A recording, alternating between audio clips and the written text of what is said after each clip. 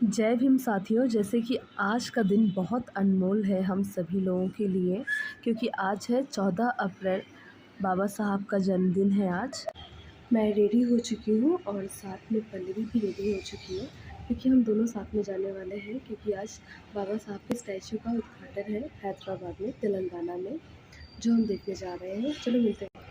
फिर आप लोगों को बताते हैं कि कैसा है वहाँ का माहौल। जो आज इतनी भीड़ होने वाली है, सुना है मैंने कि काफ़ी लोग आने वाले हैं।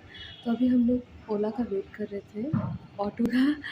सो ऑटो में हम लोग बैठ चुके हैं। फिर देखते हुए जाएंगे, क्योंकि आज हैदराबाद में, साउथ में बहुत ज़्यादा मैंने देखा है कि बहुत क्राउड रहता है यहाँ पे। और थोड़ा सा फैशन भी दिखा सकते हैं, स्वैग है आखिर हमारा। चलो भी देखते हैं। बाप रे, आज बहुत भीड़ होने वाली है।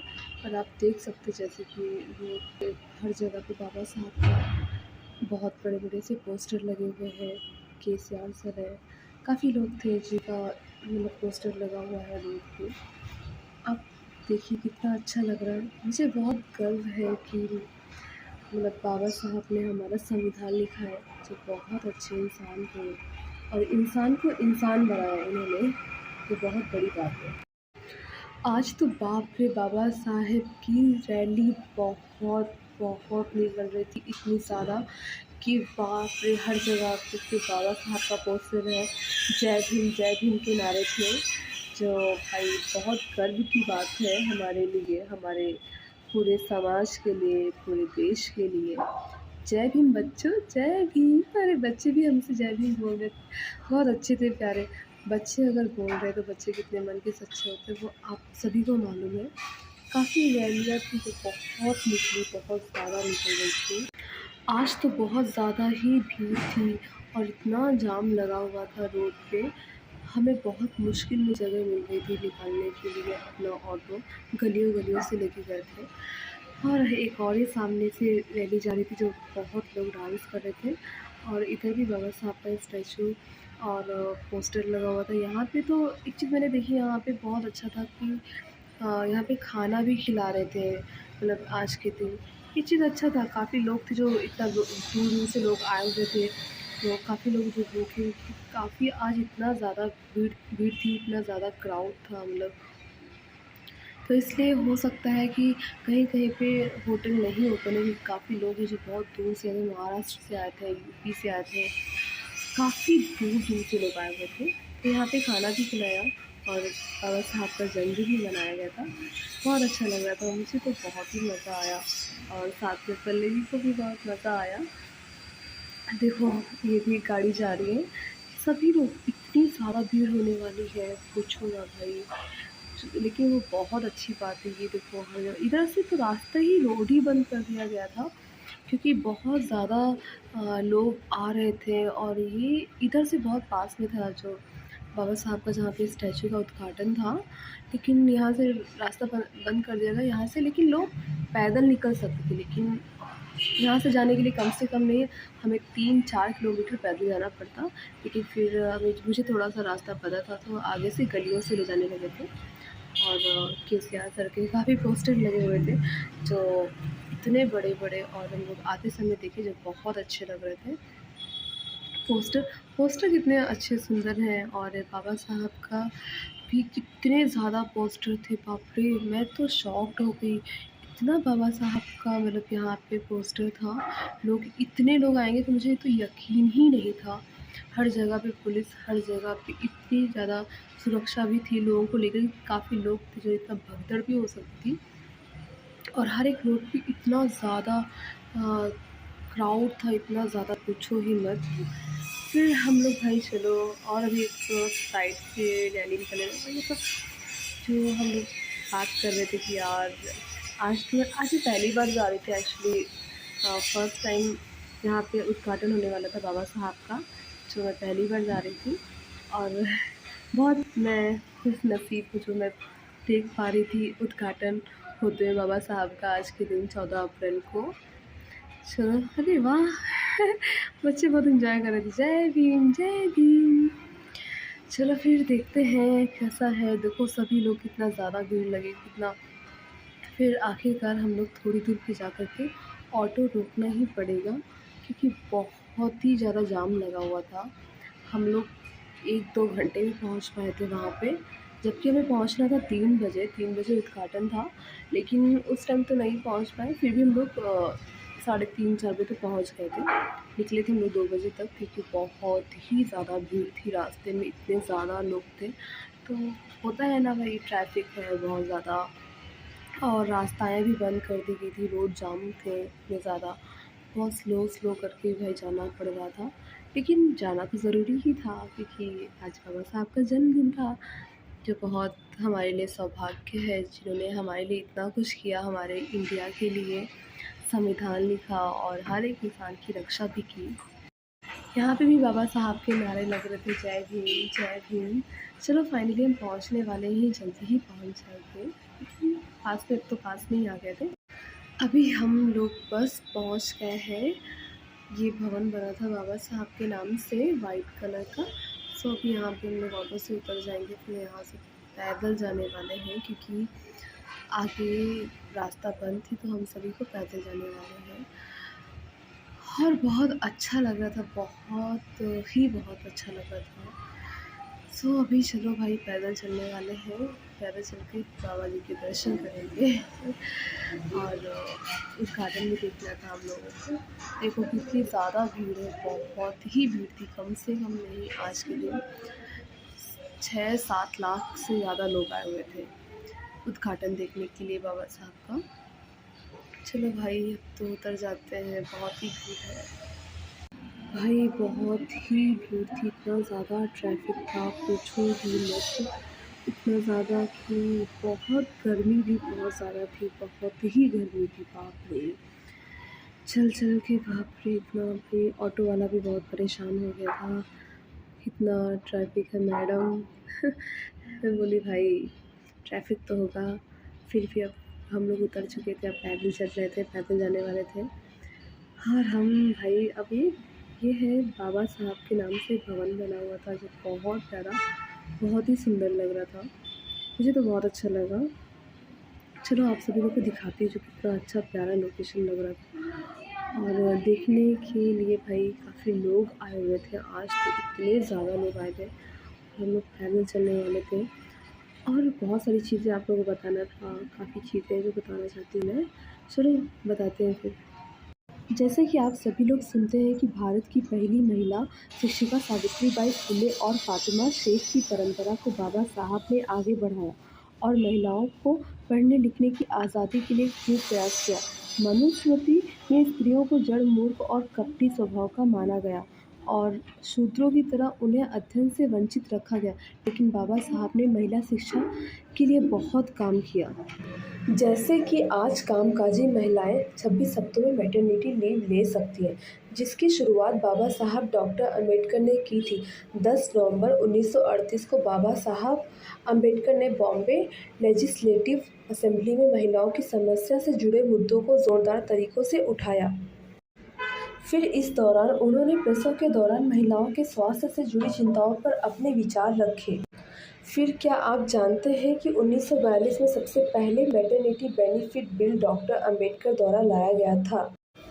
फिर इसके बाद 1948 में एम्प्लॉयज़ और स्टेट इंश्योरेंस के एक्ट के ज़रिए महिलाओं को मातृत्व अवकाश की व्यवस्था की गई। बाबा साहब ने ये काम उस वक्त कर दिया था जब उस ज़माने में सबसे ताकतवर मुल्क भी इस मामले में बहुत पीछे थे। जैसे कि अमेरिका जैसे देश में साल 1987 में कोर्ट के दखल बाद महिलाओं को मैटरनिटी लीव का रास्ता साफ हुआ था। अमेरिका ने साल 1993 में family and medical leave act बनाकर आधिकारिक रूप से कामकाजी महिलाओं को पेड मैटरनिटी लीव का इंतज़ाम किया था, लेकिन बाबा साहब बहुत आगे की सोचते थे और उसे हकीकत बना देते थे। चलो और भी बातें हैं बहुत सारी बताने के लिए।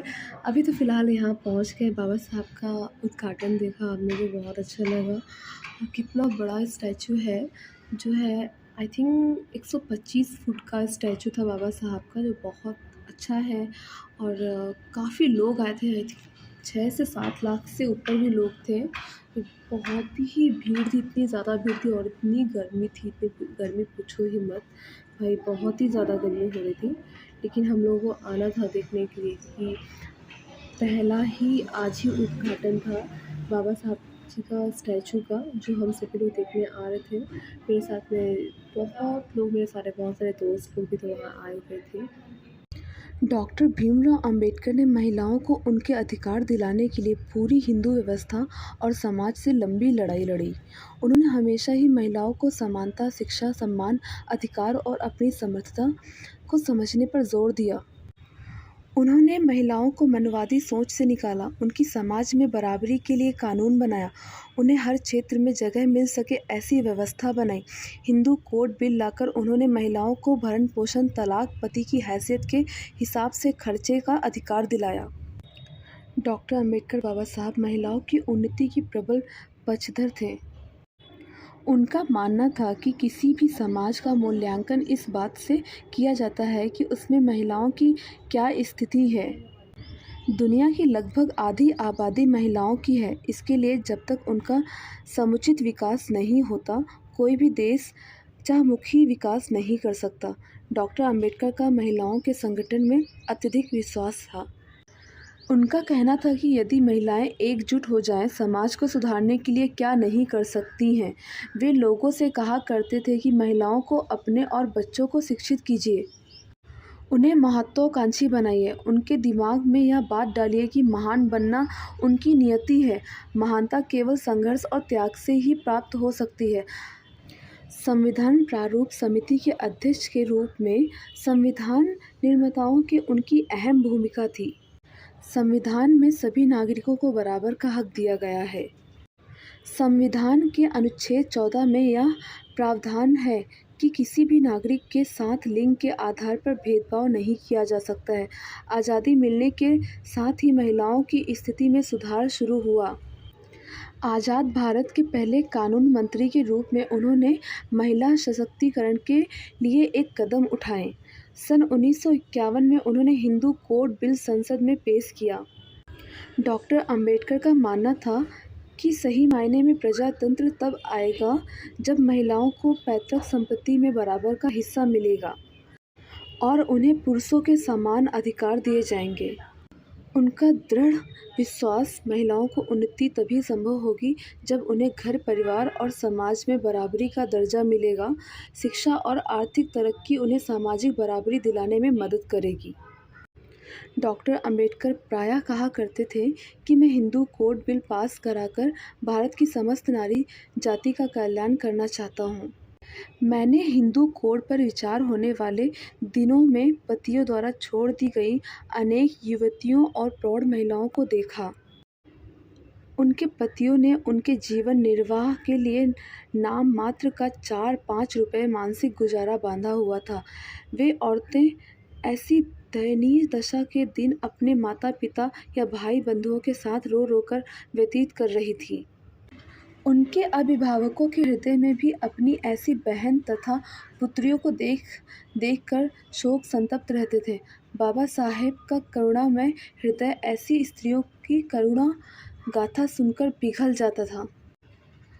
कुछ लोगों के विरोध की वजह से हिंदू कोड बिल उस समय संसद के पारित नहीं हो सका, लेकिन बाद में अलग अलग भागों में, जैसे हिंदू विवाह कानून, हिंदू उत्तराधिकार कानून और हिंदू गुजारा एवं गोद लेने संबंधी कानून के रूप में अलग अलग नामों से पारित हुआ, जिसमें महिलाओं को पुरुषों के बराबर अधिकार दिए गए।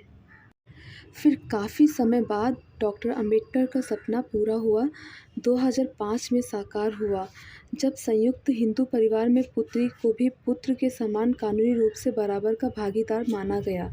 इस बात से कोई फर्क नहीं पड़ता कि पुत्री विवाहित है या अविवाहित। हर लड़की को लड़के के ही समान सारे अधिकार प्राप्त हैं।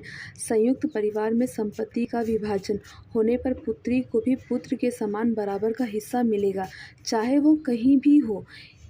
इस तरह महिलाओं को आर्थिक रूप से आत्मनिर्भर बनाने में डॉक्टर अंबेडकर ने बहुत सराहनीय काम किया।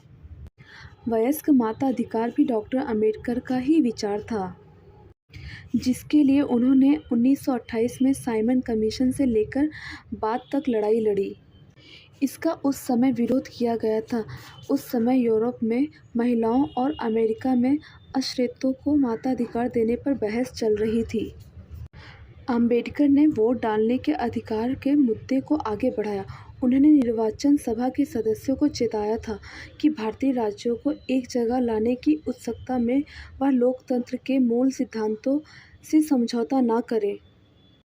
डॉक्टर अम्बेडकर ने संरक्षण आधारित लोकतंत्र के बजाय नए भारत के लिए अधिकारों वाले लोकतंत्र को चुना। आज मतलब इतना सब कुछ बाबा साहब ने हमारे लिए किया, हम लेडीज़ लोगों के लिए इतना कुछ किया, तो हमें सम्मान तो बाबा साहब को देना ही चाहिए।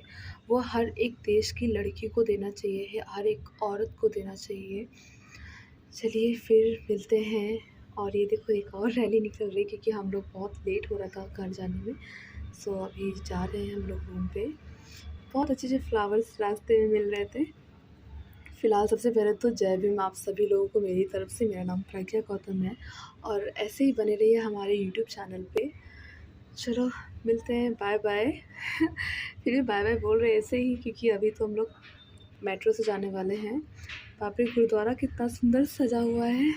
अच्छा, आज यहाँ पे भी कोई यहाँ गुरुद्वारा में कोई फंक्शन था, बहुत बड़ा सा फेस्टिवल था, बहुत प्यारा था। पालकी निकल रही थी, आई थिंक यहाँ से भी हम लोग देखने वाले। बहुत ही सुंदर सजा हुआ था। ये हैदराबाद में आमिर पेट का गुरुद्वारा है, जो बहुत खूबसूरत है, बहुत मतलब। और यहाँ पे सबसे अच्छी बात पता है क्या है कि संडे को लंगर भी रहता है, काफ़ी अच्छा बनता है और काफ़ी लोग, जो बहुत ही लोग आते हैं खाने के लिए लंगर, और मतलब गुरुद्वारा के दर्शन भी करने आते हैं। तो बहुत सुंदर लग रहा है, आप सब लोग देख सकते हैं, बहुत प्यारा लग रहा है।